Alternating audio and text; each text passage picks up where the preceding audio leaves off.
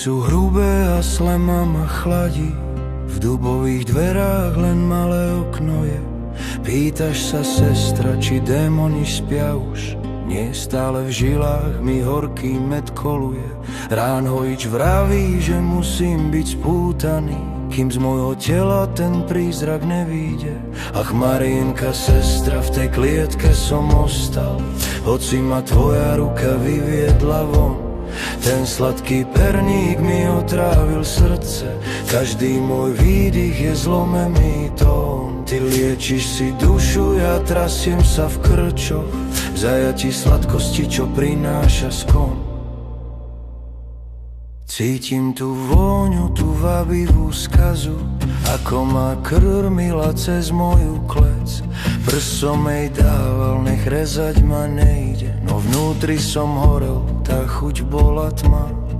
Keď päť sa otvorila a staré napadla, vzal som si úlomok, pod jazyk skryl. Od toho dňa hľadám tú falošnú spásu, odvarok z makovíc, aby som žil.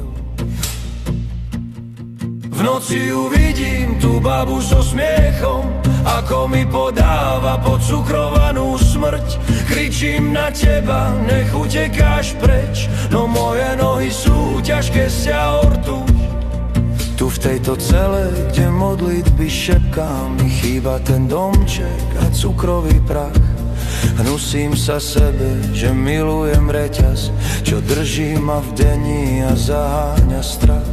Odpust mi, sestra, že nie som ten hrdina, len troska, čo v hrdle má spálený dym. Ach, Marínka, sestra, v tej klietke som ostal, hoci ma tvoja ruka vyviedla von. Ten sladký perník mi otrávil srdce, každý môj výdych je zlomený tón.